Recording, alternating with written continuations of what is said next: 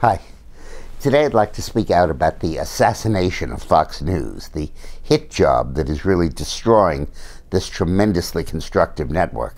As you know, I worked at Fox News broadcasting for them from 1998 to 2012, and I enjoyed every minute of it, and nobody ever told me what to say.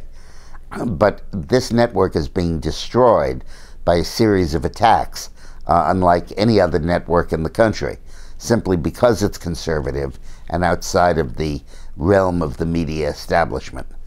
The assassination began with Glenn Beck, who had an iconoclastic but refreshing style of advocacy, combining history and politics. And he became very successful. His show at 5 o'clock had huge ratings, and the sponsors, one by one, were peeled off by the deep state, by the establishment, trying to drive his show off the air. And once a few flaked off, the media covered it incredibly, and that led to pressure on the others to leave until eventually Beck's show was closed down. Had there ever been an equivalent effort by commercial advertisers to sabotage a network TV show, everybody would have hollered about freedom of the press and all of that. But in this case, there was not only not a holler, but an approbation and support for what was being done to Beck. Then O'Reilly came next under fire, with a bunch of people, many of whom may have had solid grievances, announcing that they had been harassed sexually. Some of them said they weren't going to sue. They simply announced that they were there and that they had been attacked or harassed. That denied O'Reilly the capacity for cross-examination, denied him the ability to get to the root of the truth of what they were saying.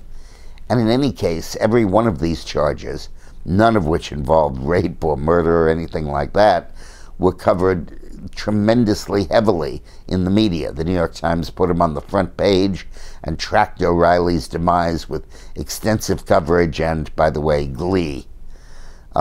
Roger Ailes was also came under fire and was forced out, again without proof of the allegations and without even lawsuits where he would have the chance to defend himself. And now Sean Hannity, who can't be accused of anything like that because he's like a priest, is finding his advertisers peeled off one after the other. Crown Plaza just left a few days ago, bringing pressure on the other advertisers to follow suit and leave.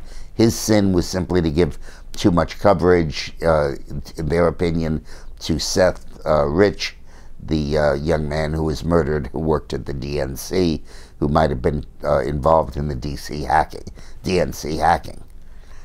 All of this started, really, when Rupert Murdoch, began to loosen his control of Fox News.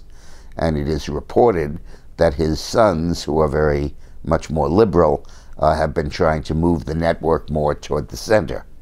But this kind of purge of the media, which would be a cause celeb if it had happened to any other news organ, just deserves to be called out and condemned.